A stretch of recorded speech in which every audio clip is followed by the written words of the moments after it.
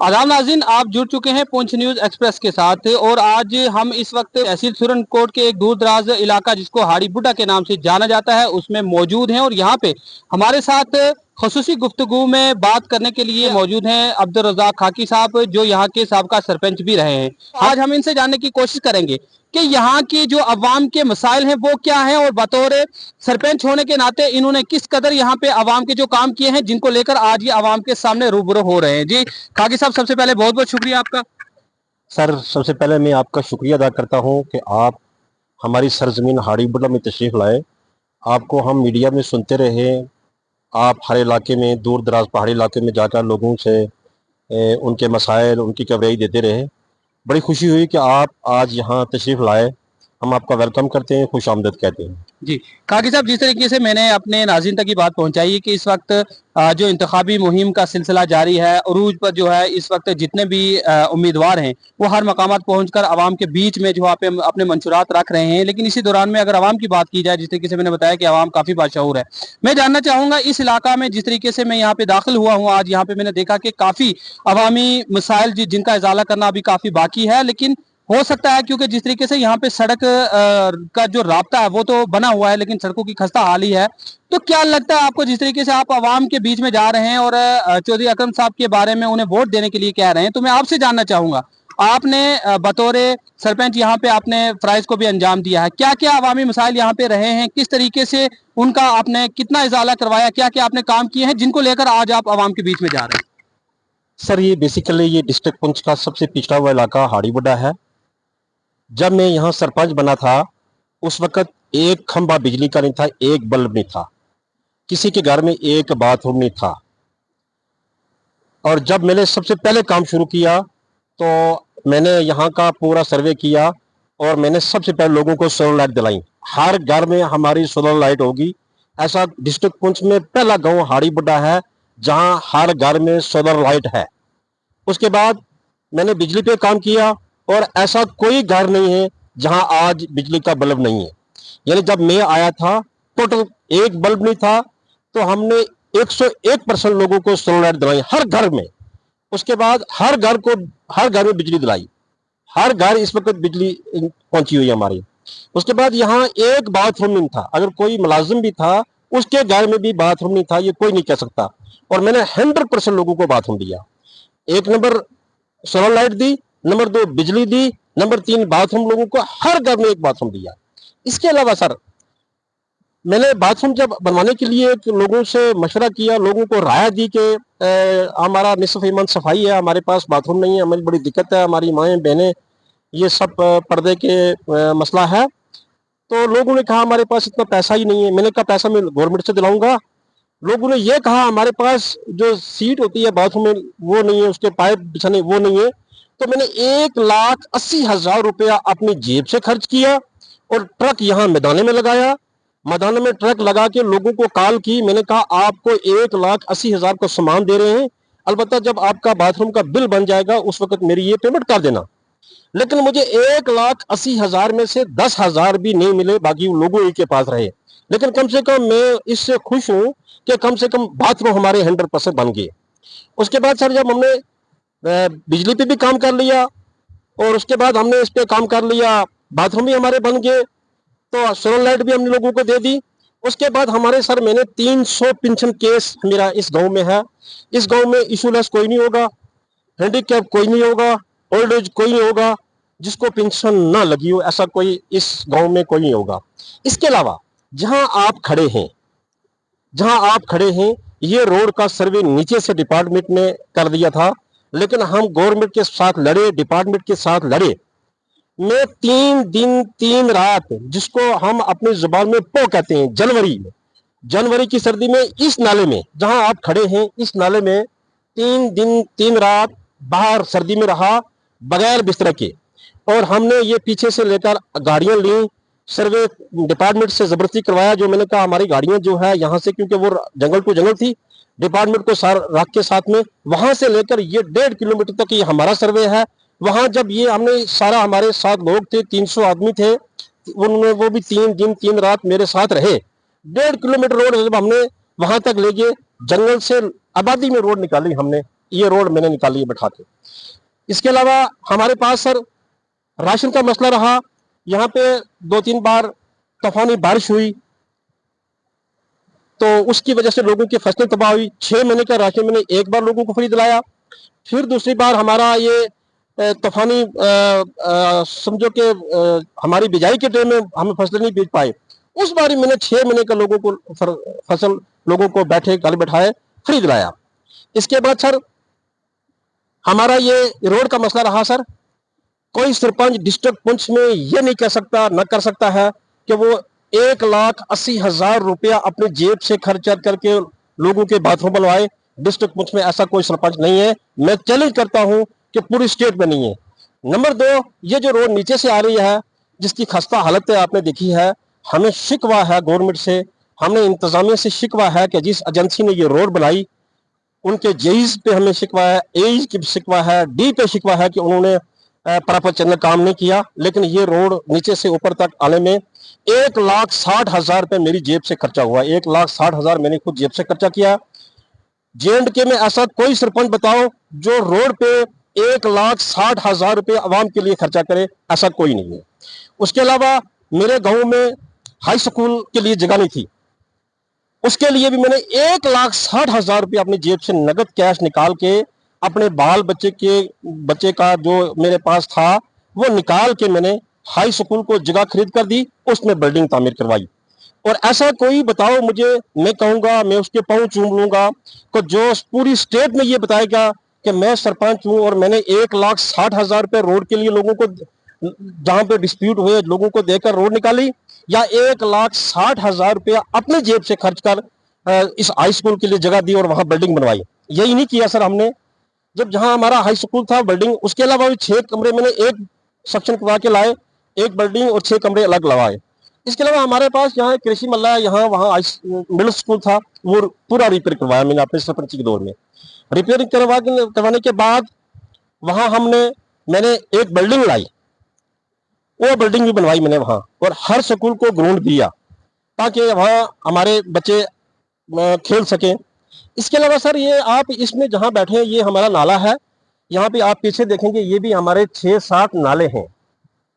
हमारे 7 primary school हैं जो हमारे पास हैं, 2 हाई स्कूल है इधर, एक मिडिल स्कूल है। मैंने एक मास्टर प्लान बनाया, ये गांव के उसको कहते हैं हम कहते हैं उस एरिया को डेरा, यहाँ कहते हैं इस एरिया में डेरी। इस एरिया में जो भी ऐसा आएगा, कोई स्कूल हाई स्कूल को बच्चा जाएगा उसको पानी नहीं आएगा, प्राइमरी स्कूल को जाएगा उसको कोई रास्ते में पानी नाला नहीं आएगा, क्योंकि मैंने पुल बनवाए उसी हिसाब से 10 पुल तामीर करवाए रास्ते में हर नाले पे, ताकि हमारा बच्चा स्कूल जाते हुए उसको कोई दिक्कत परेशानी ना हो। यही नहीं गांव का कोई मसला हुआ, हम गांव के आगे सीना तान के खड़े हुए आवाम की खिदमत की। आज इसी आधार पे हम इसी पे कह रहे हैं कि हमने यहाँ, और मेरे और ख्वाब भी थे वो किसी वजह से आवाम की में जो मैंडेट था वो आवाम ने मुझे सेकंड टाइम ना दिया, क्योंकि कुछ बाहर की ताकतें थीं जो हमारे इलाके की तरक्की को देखना नहीं चाहती थी। उन्होंने किसी पार्टी की बिना पर जनाब ये उस पार्टी का है, क्योंकि यहाँ सीट रिजर्व थी, जहाँ भी सीट रिजर्व होती है वहाँ नुकसान होते हैं। मैं इस बात बिल्कुल नहीं हूँ, जहाँ सीट रिजर्व होती है वहाँ नालायक लोग आते हैं, वो अच्छे लोग नहीं आते काम करने के लिए। जहाँ पे कंपटीशन लड़के जो सीट लेता है वही काम का आदमी होता है। तो कुछ बाहर की ताकतें जिनको मैं मीडिया के सामने नहीं बता सकता मैं, वो उन्होंने आकर इस गांव को देखा कि उन्होंने किसी पार्टी के नाम से कुछ के नाम से हमें हमारा आवाम का वोट जो है वो डिवाइड किया, तो जिसकी वजह से थोड़ा नुकसान हुआ। वरना मेरा ये ख्वाब था, ये जो इस साल जो ये पंचायत गुजरी है, जो पिछला टर्म गुजरा है 2018 का, 1935 से लेकर 2018 तक इतने पंचायत में पावर कभी नहीं आई, इतना पैसा भी पंचायत में कभी नहीं आया। लेकिन अगर ये पैसा मेरे जैसे आदमी को मिल जाता और वो ग्राउंड पे लग जाता, यहाँ 4 चांद लग जाते। एक बात। दूसरी बात, पंचायत में सरपंच कुछ ना कुछ काम करता है, कुछ ना कुछ ठेकेदारी निगाह में कुछ ना कुछ करता है। कोई गांव का आदमी, आप गांव के बीच में है, मैं ऑन रिकॉर्ड बात कर रहा हूं, कोई गांव का आदमी इतना कह दे 2 रुपए का सरकार के खजाने से मेरे घर में काम हो, कोई नाली है, कोई बाथरूम है, कोई टंकी है, या 2 रुपए किसी से कमीशन ली हो मैंने गांव की तरक्की में किसी से कमीशन लेकर कोई काम किया हो, नहीं। ना मैंने ठेकेदारी की, ना मैंने नरेगा में काम किया। मैंने जो काम किया, छोटा मोटा मेरा बिजनेस था, वो मैंने दांव पे लगाया, वो समझो लगा कर मैंने आवाम की खिदमत की है। और ऐसा मैं दावे से कहता हूं, मैं मैं चैनल पे ऑन रिकॉर्ड बात कर रहा हूं। मैंने कहा अगर कोई स्टेट में कोई ऐसा आदमी मिलेगा जो अपने घर से हाई स्कूल के लिए 1,60,000 रुपया खर्च करेगा अपनी जेब से, रोड के लिए 1,60,000 रुपया खर्च करेगा, और बाथरूम के लिए 1,80,000 रुपया आवाम को देगा अपनी जेब से आवाम को बनाने के लिए, मैं वो ऐसा कोई बंदा ढूंढ के लाओ, मैं उसकी जूती चूमूंगा। और मैं भी खुश होऊंगा कि एक आदमी J&K में और भी है जो लोगों के लिए, कौम के लिए अपना काम करता है।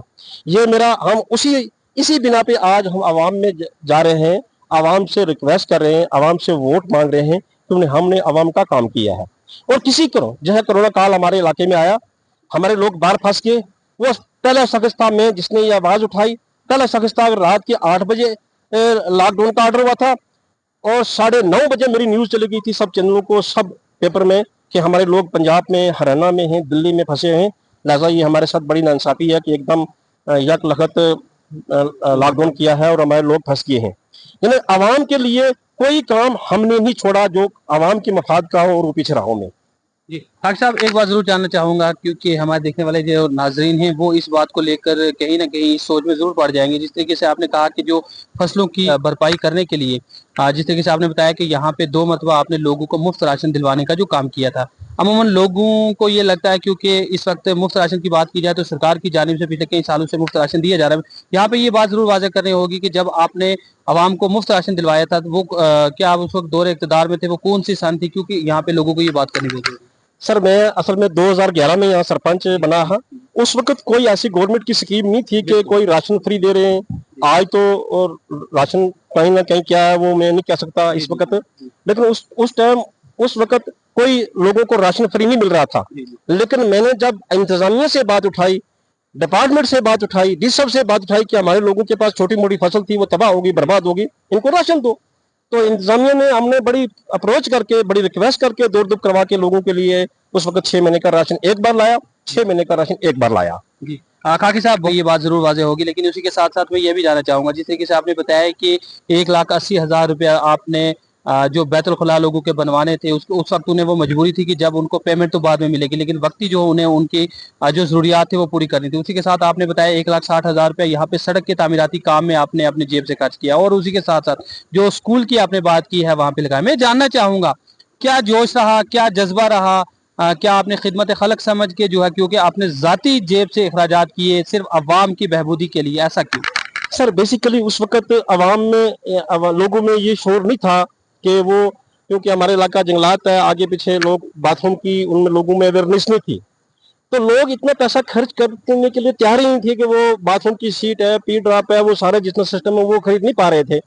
अब मैंने लोगों से कहा, कहते हैं हमारे पास आज पैसे आएंगे, कल आएंगे, बिल निकलेगा, तो मैंने कहा ऐसा ना करो, वो नहीं, आप कुछ लगाओ जेब से। तो सब लोग इनकार कर गए। उस वक्त मैंने जेब से लगाया, मैंने कहा अगर मेरा ये पैसा, मैंने इस नीयत से लगाया था कि लोगों से पैसा बिल पे मुझे मिलेगा, लेकिन बदकिस्मती ये हुई कि वो लोगों ने पैसा मुझे दिया, लेकिन फिर मैंने दिल में ये नीयत की कि अगर मेरी इस पैसे की वजह से लोगों के बाथरूम बन गए, मेरे लिए बड़ी बात है। इस लिहाज से, और मैं आज आपके चैनल पे बड़े बांग कह रहा हूँ, ऑन रिकॉर्ड कह रहा हूँ, कोई स्टेट में वो सरपंच बताए कि वो जो अपने घर से इतना बड़ा खर्चा करके लोगों की खिदमत करे। हमने जो खिदमत किया फी सिफिल्लाह किया, किसी पे कोई एहसान नहीं है, कोई कुछ नहीं है, हमने खिदमत किया, अल्लाह की मखलूक समझ के खिदमत किया उसी लाइन से, क्योंकि अवेयरनेस लोगों को दी, हमने बाथरूम के नहीं मिलाया लोगों ने, तो हमने ये काम शुरू किया। जी खाकी साहब, मैं ये भी जानना चाहूंगा, 2011 की आपने बात की है, कितने साल आप बतौर सरपंच यहाँ पे अपनी खिदमत को अंजाम दिया?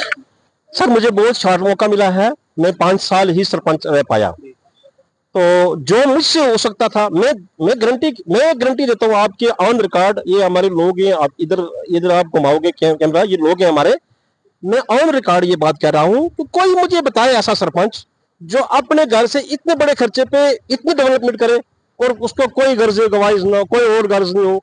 बाज मरतबा ये सरपंच ठेकेदारी करते हैं, अपने नहीं करते, बीवी के नाम करते हैं, बच्चों के नाम करते हैं। मेरे घर में आज तक ना कोई बता सकेगा सरकार के खजाने से कोई नाली बनी है, ना कोई बाथरूम बता सकता है, ना कोई टेकिंग बता सकता है, ना गवर्नमेंट। मैंने बाथरूम लोगों के बनाया, अपने बनाया उसी में, लेकिन मैंने अपने की पेमेंट नहीं ली सरकार के खाते से, लोगों की ली। मैंने इसलिए नहीं ली कि शायद किसी का बाथरूम रह गया हो और मैं अपने में करवा लूं। एक सोलर लाइट मेरे पास जिस तरह बाकी लोगों को थी मिली, इसलिए सोलर लाइट मुझे भी एक मिली सरकार के खजाने से। लेकिन एक मेरा भाई कहने लगा मेरा राशन कार्ड में नाम नहीं आया, मैं रह गया हूं। मैंने कहा पहले उसको दो, मैं अपनी उठाई उसको दे दी, मैंने कि सरकार के खजाने से मैंने वो भी नहीं ली।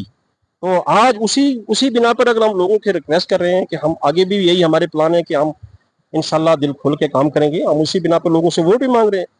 अच्छा खाकी साहब, आखिर में एक बात जरूर जानना चाहूंगा, जिस तरीके से आपने पूरी अपनी तफसीलात यहाँ पे बताई हैं कि किस तरह से आपने खिदमत खलक का जज्बा रखे, हालांकि आपको 5 साल का मुख्तसर अरसा मिला था, लेकिन इस दौरान में जितना आपसे हो पाया काम आपने किया। तो इस वक्त मैं जानना चाहूंगा, जिस तरीके से मैंने सबसे पहले यहाँ पे बात की थी कि इस वक्त आप चौधरी अकरम साहब की हिमायत में जो हर मकामात पर पहुंच रहे हैं, तो जब आप लोगों के पास जा रहे हैं तो वो उस वक्त के आपके किए हुए काम को मद्देनजर रखते हुए आवाम की जानिब से क्या रुझान, क्या रद्द-ए-अमल आपके सामने आ रहा है? देखो हमारे बड़े अच्छे लोग हैं, बहुत ही अच्छे लोग हैं और बड़े बाइखलाक लोग हैं हमारे। बिल्कुल हमें वो उनके सामने सारा कुछ वो बिल्कुल हमारा इस वक्त तावन कर रहे हैं। हमारे इस बात की उनके सारे नज़र में है कि इन्होंने क्या किया और क्या करने जा रहे हैं। ये बिल्कुल लोग हमारा साथ दे रहे हैं और हमें हाँ मिला रहे हैं। हम रिक्वेस्ट कर रहे हैं लोगों को और लोग यस कर रहे हैं कि हम इंशाल्लाह अकरम साहब को वोट देंगे और यहाँ से अकरम साहब को कामयाब करेंगे। जी, खाकी साहब, आपने अपना कीमती वक्त निकाला और हमारे साथ जो आवाम तक आपने खसूसी पैगाम दिए, इसके लिए आपका बहुत बहुत शुक्रिया। सर मैं भी आपका भी मशकूर हूँ कि आप इतने दूर से यहाँ इस दूर दराज एरिए में जहाँ पे यानी कि मैं कहता हूँ डिस्ट्रिक्ट का सबसे पिछड़ा हुआ इलाका है, यहाँ आप तशरीफ लाए और अपना कीमती समा आपने यहाँ दिया हमें। मैं आपका बहुत बहुत मशकूर हूँ। तो नाज़रीन, ये थे हमारे साथ हरी बुड्ढा जो गांव है, यहाँ के साबका सरपंच अब्दुल रज़ाक खाकी साहब, जिन्होंने ये बताया कि साल 2011 में जब इन्हें बतौर सरपंच यहाँ पे अवाम ने मुंतखब किया, तो उसके बाद इन्होंने अवाम की खिदमत गुजारी में किस तरह से अपनी खिदमत और फ़राइज़ को अंजाम दिया।